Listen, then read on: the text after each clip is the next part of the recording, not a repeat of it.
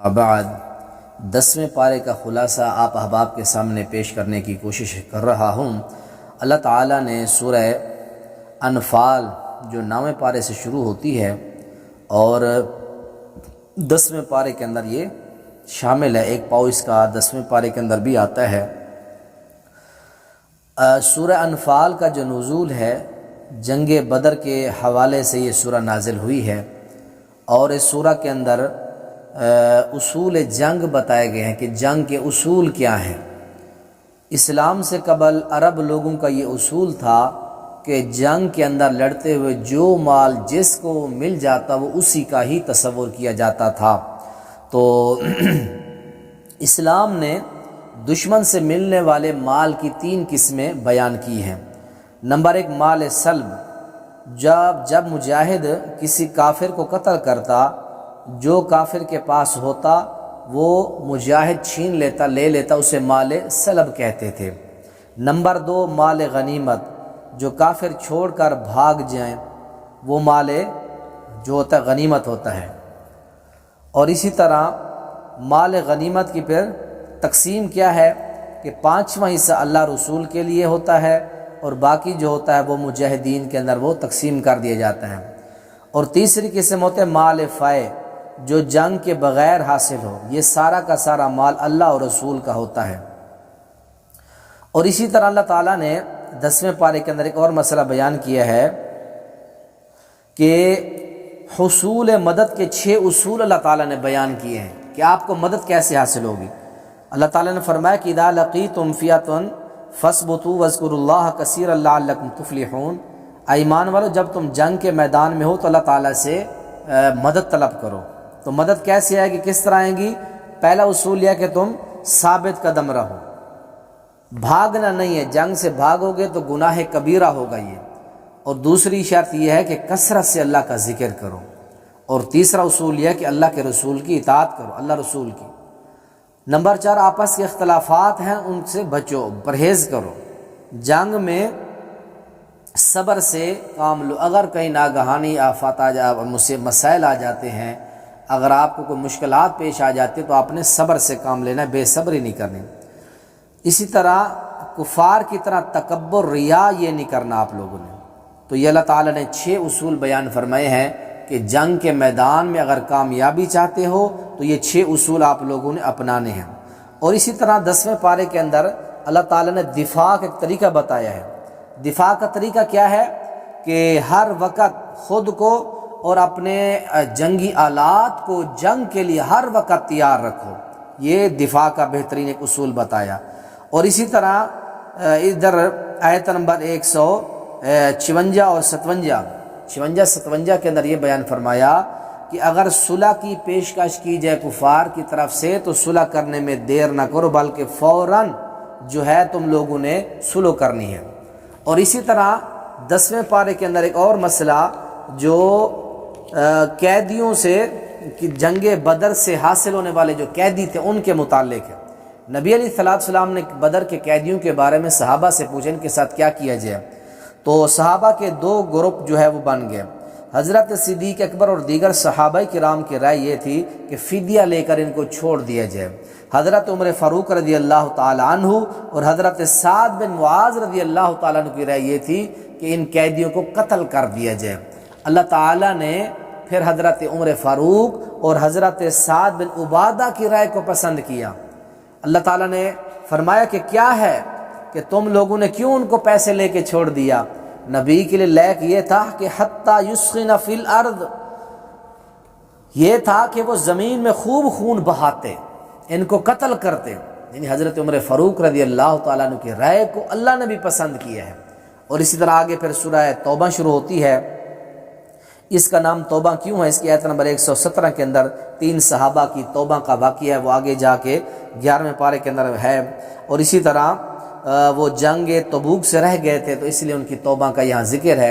اور اس صورت کے جو شروع میں بسم اللہ نہیں لکھی گئی تو اس کی کئی ایک وجوہات ہیں کہ نبی علیہ السلام نے یہ نہیں لکھوائی تو اس لیے اس میں نہیں لکھی گئی۔ تو دوسرا جواب اس سوال، اس کا جواب یہ ہے کہ اس صورت کا آغاز اللہ کے غضب اور غصے سے ہو رہا ہے، تو صفت صفات رحمت اور رحیم اس کے برعکس ہیں، اس لیے دونوں صفات جو اللہ تعالیٰ کی رحمان رحیم وہ نہیں لگائی گئی۔ اور تیسرا اس کا جواب یہ ہے کہ سورہ انفال اور سورہ توبہ دونوں کا موضوع ایک ہے، اس وجہ سے بسم اللہ نہیں لکھی گئی اس کے اندر۔ اور اسی طرح مشرکین کے متعلق اس کے اندر جو ہے 2-3 احکام بیان کیے گئے ہیں۔ سورہ توبہ جو ہے مکہ فتح مکہ کے بعد نازل ہوئی ہے، اور اس کی پہلی 5 آیات کے اندر 4 قسم کے مشرکین کے احکام بیان کیے گئے ہیں۔ پہلی قسم کے وہ مشرکین کہ جن سے کسی قسم کی صلح و معاہدہ کوئی بھی نہیں تھا، تو ان لوگوں کو 4 ماہ کی مہلت تھی کہ 4 ماہ مکہ میں گزاریں، اس کے بعد آپ یہاں سے چلے جائیں۔ اور اسی طرح ان کو پھر یہ بھی کہا گیا کہ اسلام قبول کر لیں یا جزیرہ عرب سے نکل جائیں۔ تو یہ پہلی آیت کے اندر اللہ نے یہ مسئلہ بیان کیا۔ اور دوسری جو آیت ہے سورہ توبہ کی، اس کے اندر وہ لوگ ہیں، وہ مشرکین جن سے معاہدہ یا صلح جو ہے بغیر تعیین اور مدت کے ہے، تو ان کا حکم بھی وہی سابقہ کا ہے کہ 4 ماہ آپ مکہ میں رہیں، اس کے بعد آپ یا تو اسلام لے آئیں، نہیں لینا اللہ نے چاہتے اسلام تو پھر مکہ سے عرب سے جزیرہ عرب سے نکل جائیں۔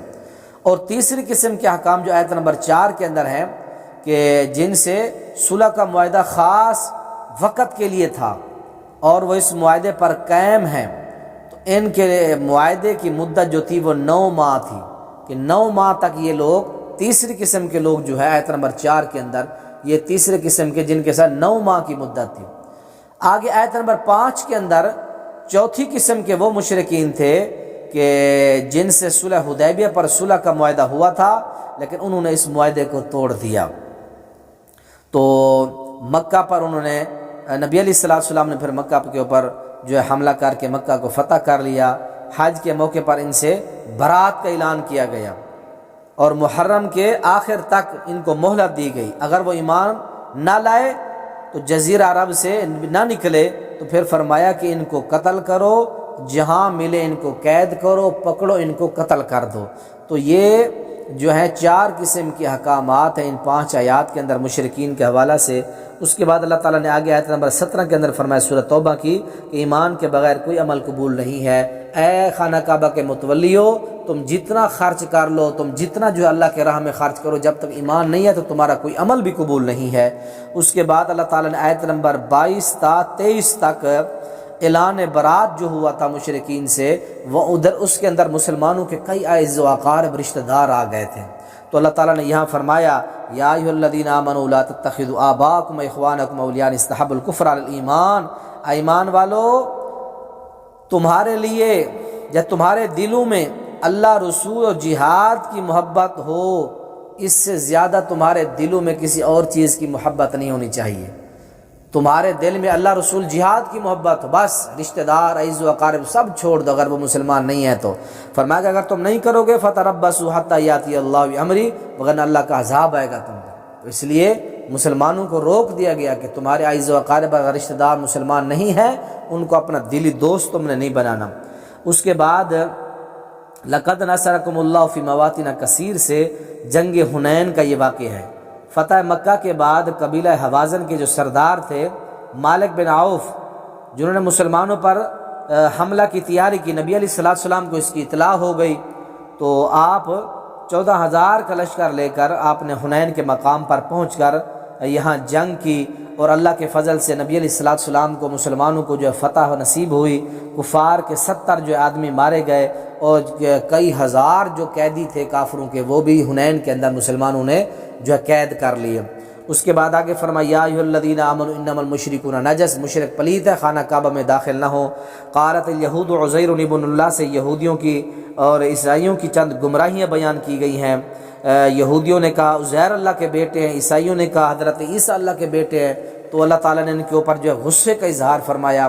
پھر آگے کہا کہ یا ایھا الذین آمنوا ان کثیرا من الاحبار والرہبان سے ناحق مال کھانے کے وعید ہے۔ جو احبار، رہبان، مولوی، ان کے مذہب کے لوگ جو اپنے پیروکاروں کے مال کھاتے ناجائز طریقے سے، ان کی جو ہے ان کے لیے وعید ہے۔ اور اسی طرح اللہ تعالیٰ نے آیت نمبر 37 اور 38 کے اندر فرمایا کہ آغاز قیامت سے سال اور مہینوں کی گنتی اللہ نے لکھ دی ہے۔ سال جو ہوتا ہے وہ 12 مہینوں کا ہوتا ہے، اور مہینہ جو ہوتا ہے وہ 29-30 دنوں کا۔ یہ ساری تفسیر اللہ تعالیٰ نے آیت نمبر 37 اور 38 میں بیان فرمائی۔ آگے آ جائیں آیت نمبر 38 کے اندر اللہ تعالیٰ فرماتے ہیں کہ ما لکم اذا قیل لکم انفروا فی سبیل اللہ، اے لوگوں اگر تم جہاد نہیں کرو گے اللہ تمہیں ختم کر کے تمہاری جگہ اور لوگ لے آئے گا جو جہاد کرنے والے ہوں گے۔ اس کے بعد آگے اللہ تعالیٰ نے آیت نمبر 39 کے اندر حضرت صدیق اکبر رضی اللہ تعالیٰ عنہ کی صحابیت کی دلیل بیان فرمائی ہے کہ وہ فرما رہے تھے اذ یقول لصاحبی لا تحزن، اللہ کے نبی فرما رہے تھے اے میرے ساتھی، اے میرے صحابی صدیق اکبر غم نہ کریں، اللہ ہمارے ساتھ ہے۔ اور اس کے بعد پھر منافقین کا جنگ سے بھاگنے کا جو ذکر ہے وہ یہاں شروع ہو رہا ہے، آیت نمبر 42 تا 45 تک جو ہے ان کا تذکرہ ہے۔ منافقین ہمیشہ کنارے پر رہتے، جب دیکھتے کہ جنگ کے اندر مسلمانوں کو فتح ہوگی، مال غنیمت حاصل ہوگا، وہاں جان کو خطرہ نہیں ہے، تو منافق اس کے اندر کودتے۔ جس طرح غزوہ تبوک آیا، غزوہ تبوک کے اندر منافقوں نے بڑی چالیں چلی کہ ہماری کھجوریں پکی ہوئی ہیں، لمبا سفر ہے، گرمی کا سفر ہے، مختلف ہیلے بہانے کیے، نبی علیہ السلام سے اجازتیں لیں، برکیف اللہ نے یہ ساری آیت نمبر 42 تا 45 تک سورہ توبہ کے اندر منافقین کا جنگ تبوک سے اور مزید جنگوں سے پیچھے رہنے کی وجوہات اللہ نے بیان کی ہیں۔ اور اس کے بعد سورہ توبہ آیت نمبر 60 کے اندر زکوٰۃ کے 8 اللہ تعالیٰ نے مصارف بیان کیے، تم نے زکوٰۃ اگر دینی اللہ کے راستے میں تو تم نے ان 8 لوگوں کے اندر ہی دینی ہے۔ اس کے بعد اللہ تعالیٰ نے آیت نمبر 80 کے اندر منافقین کی فرمایا مغفرت نہیں ہو سکتی، اے پیغمبر آپ 70 مرتبہ یعنی جتنی مرتبہ بھی آپ منافقین کے لیے توبہ کریں مانگے اللہ ان کو کبھی نہیں بخشے گا۔ ان کی اتنی شرانگیزیاں ہیں، اسلام کو تکلیفیں ہیں، نبی صحابہ کے ساتھ جو عداوتیں ہیں یہ اس لائق نہیں ہیں کہ ان کو بخشا جائے۔ اور اسی طرح اللہ تعالیٰ نے نبی علیہ السلام کو آیت نمبر 82-83 کے اندر منع فرما دیا کہ کسی کوئی منافق مر جائے ان کے جنازے پر نہ جائیں، ان کی قبر پر نہ جائیں۔ تو اللہ تعالیٰ نے آیت نمبر جو ہے اس 80 کے اندر 83 کے اندر یہ ساری باتیں بیان کی کہ آپ نے منافقوں کا جنازہ نہیں پڑھنا، منافقوں کی قبر پر نہیں جانا، ان کی قبروں کے اوپر جا کے دعائیں نہیں کرنی آپ نے۔ اور اسی طرح اللہ تعالیٰ نے پھر آخر میں 10ویں پارے کی آخر آیت کے اندر آیت نمبر جو ہے 91 تا 93 کے اندر فرمایا کہ جو سچے اور حقیقی مسلمان جو عذر کی بنا پر پیچھے رہ گئے ہیں تو ان پر یہ حکم لاگو نہیں ہوگا، ان کو اللہ تعالیٰ اس کے اوپر ثواب عطا فرمائے گا۔